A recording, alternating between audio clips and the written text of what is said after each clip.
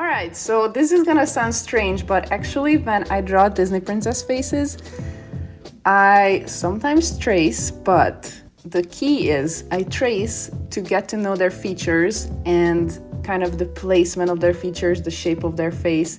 And then once I traced it all, I look at it objectively and try to redraw it in my own style. But this can be really helpful for you if you're doing digital art too, and you're trying to get the features right of certain characters. So what you might observe that all these princesses kind of have the similar cute little placements of faces that we just covered, but the one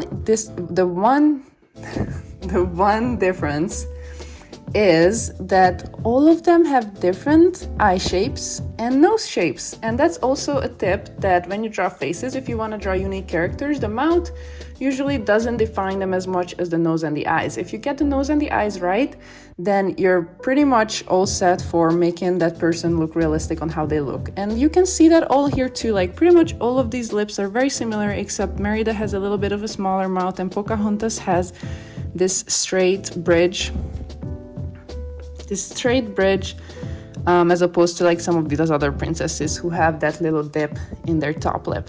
All right, so let's break it down and what the difference between all these eye shapes. So Snow White's eye is super round.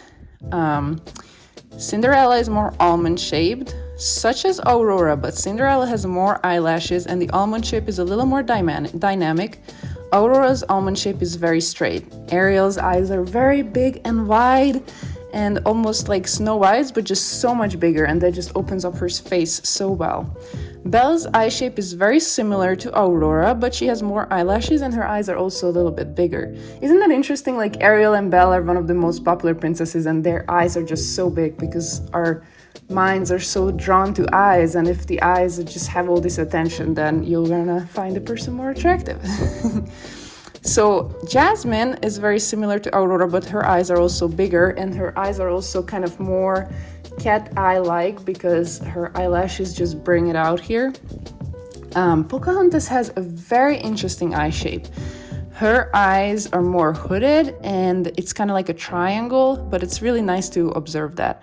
Mulan is same, like her almond-shaped eyes are kind of thinner, has a thinner look to them, but you know, you can also observe these eyebrows. Mulan's eyebrows are so thick, while Ariel's and Cinderella's and Snow White's and Belle's are so thin. So you can kind of see that, how it represents different ethnicities. So Pocahontas and Jasmine has those thicker eyebrows because those ethnicities usually have like this thick, luscious hair, and that will carry over to other areas of the face, such as the eyes.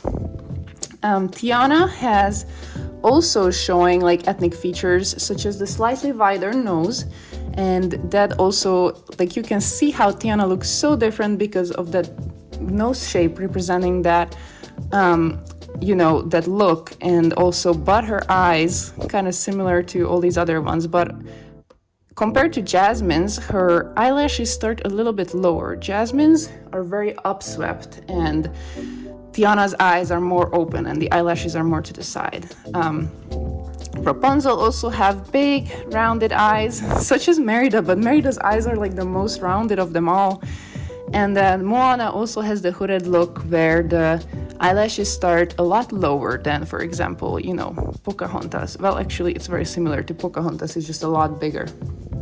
So if I were to approach any of these princesses and from a fan art perspective, I would trace their features first. So let's try to draw Pocahontas is super hard. Let's try to draw Ariel because she's super popular and sweet. So let's try to figure this out. As we were doing it in the previous lesson, I'm just gonna draw this upper lid. And since this is a front view, it's a little bit easier to get this perspective right. And then the lower lid is a little thinner. And then I'm gonna draw in the iris, kind of like, I like to draw ovals for irises rather than circles. That just kind of adds that dimension that doesn't make it look creepy, because sometimes cartoonized art can look a little creepier if you put too much emphasis on making shapes look perfect. So you want to make sure that, if it's a circle, you kind of make it an oval. That can do the trick. I hope that made sense. All right, so she has eyebrows, and then she has a nosy here. Kind of the same thing that we were just doing, you know, like two little lines on the side. And then since it's a smiling face, I just do one big line for the upper lip, and then do these like little cheek dimples, and then draw in the bottom of the lips, and then kind of the teeth. So let's mark the bottom of her heart-shaped face. She has very cute little standing out cheekbones. And then let's turn this off and see what we came up with. So that kind of looks like Ariel already, even though it looks creepy. And after observing kind of how all her features look like, you can approach drawing this in your own way. Oh, I want to just add the little shine in her eye. That's gonna make a difference. Gosh, that looks so creepy. See, like, people think that some of these fan arts can be just tracing, but see, when you trace something like that, it looks so bad. Like, you actually have to know art to make these look good. And this is just a guideline to be able to understand what's going on for this certain princess. So if I were to draw Ariel, I would kind of use this guide and draw over it with my own style. So of course, this is not a how to find your style video. I might make one in the future. Let me know if that would be interesting to you. But in your own style, eye shapes can look very different, and you know, the brushes you use will all differentiate how your faces look like. But for now, I'm gonna draw Ariel's face in my own style. And see, I can define things a lot more here. I'm gonna make her eye a little more angled and add this bottom lash. I'm gonna add eyelashes to her because she also, once I color her, is gonna be clear that she's Ariel. All right, so I actually don't feel like drawing this eye twice. So I'm just gonna flip it. That is also honestly why digital art is one of the biggest advantages, that you can alter things with the selection tool. But it doesn't mean that because of that, you know, things you don't have to know what you're doing, because it can definitely get overwhelming if you haven't practiced enough. Okay.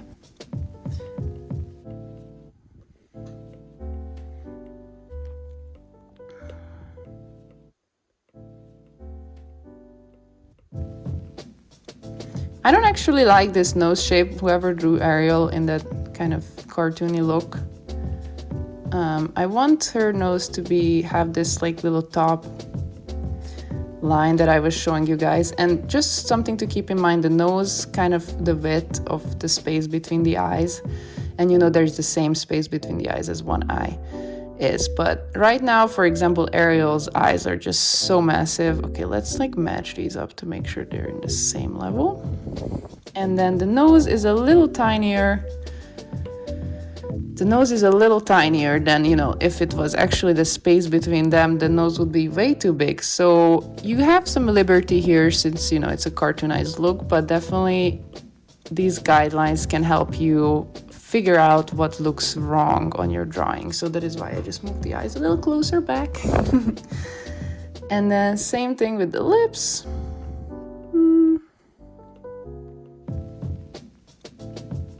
And then for the teeth, definitely never ever draw teeth where you define every single little tooth. Like even if you were doing like a more painterly look, you would never really do that. In that case, you would learn how to play with the shadows and the darker tones to draw teeth. But if you're drawing a stylized character, 99 times out of 100, you can just indicate the teeth with kind of like a white little shape. All right. So, okay. This is kind of my approach of this drawing. Okay, one other trick that I noticed is that so many times the eyes just look a little creepy, like right now here. They're way too wide, and what you can do is you can use Liquify to squish them down a little bit, especially if it's a cartoon drawing. You made them too wide. And then after that, you can make the eyelashes a lot thicker, and that will kind of solve that problem. See, this eye looks so much more natural than that one. And you can just add eyelashes. And of course, if you're drawing a male face, this would look a little different for you. You can just kind of lower the top line of the eyes at that point to make it look better. All right, let's draw back the eyebrows.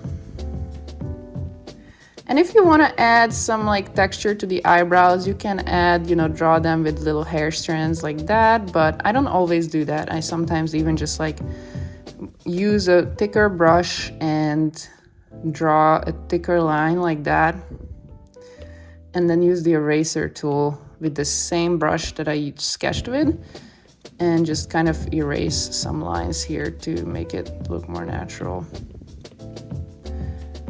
Yeah, like that. But I'm not trying to make this tutorial super long, so this is all probably what we're gonna be able to do today. Since I'm live drawing and live recording, and drawing these characters can take like hours and hours, but look, that's kind of the face of Ariel, and that is the difference between the traced version and then the one that and then afterwards cleaned up and kind of made it my own style. And of course, you're not gonna find the perfect reference for your character, like for every single pose you're drawing them from. So you also want to make sure that the artwork you're making is not a direct copy of another person's or someone's face like that. Definitely credit someone if you're using their artwork as inspiration. And then obviously if you're using the character from the movie as inspiration, everyone's kind of gonna know it's a fan art, so you're already mentioning that there. But this kind of exercise is just helpful for beginners, and then once you advance, you're not even gonna have to like trace to kind of find out the features anymore, because you're just gonna be able to know by heart.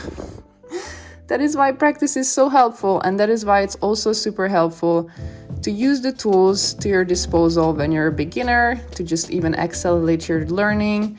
But just make sure to stay ethical, credit the original artist, and share if you're using someone else's artwork and redrawing it. Definitely share that it's for learning purposes and it's not your original art.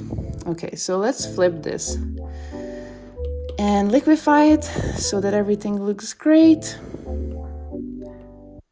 All right, definitely the eyebrows are too small in my opinion, so I'm just gonna make them a little bigger. It looks a little creepy, to be honest. Let's draw in some hair for her, because it's gonna make it look a lot more like Ariel.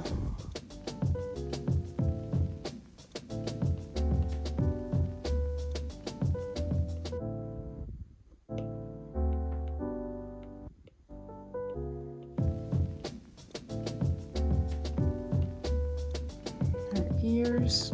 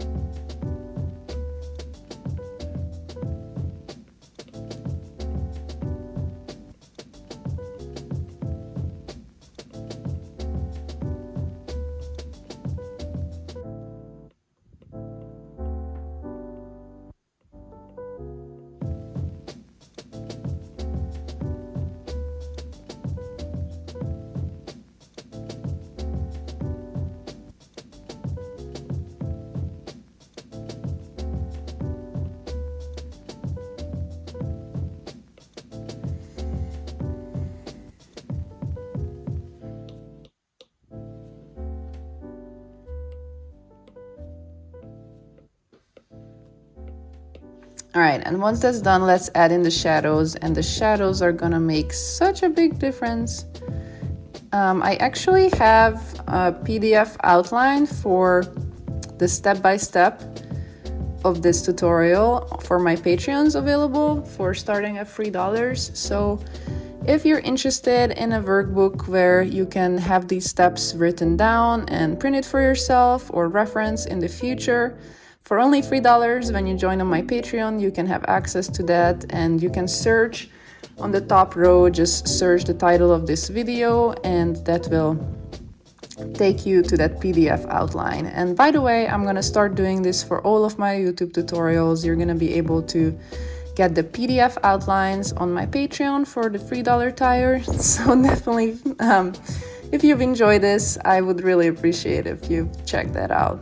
And for this video in particular, I'm gonna have the step-by-step process and also the brushes I use for all of the features and kind of the things that we walked through here, but in a more organized, laid out way. If you're a visual person, this could be super helpful for you.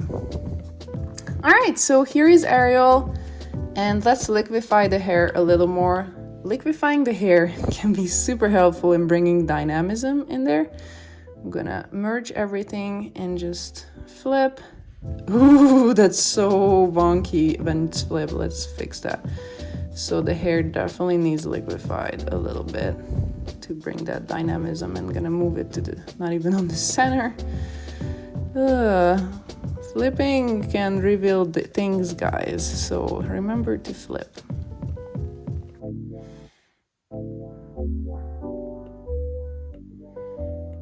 All right, so that definitely looks so much better before, after. Thank you so much for being here. Please let me know in the comments if you tried out my secret method with the ovals and the lines, and let me know how it worked for you. Also, let me know if you ever trace an artwork and how you feel about that. Let's make that open and not feel bad about it. You know, we all are learning and growing in the same way, so I would love to have a discussion. And if you want the step-by-step PDF of this workbook, it will be linked below. It's on my Patreon for the $3 tier. And then next week, I'm gonna have an artist review of the software and tools I use and what I recommend. So make sure to subscribe to not miss that, and like the video because that always helps me out. Love you guys. See you next week.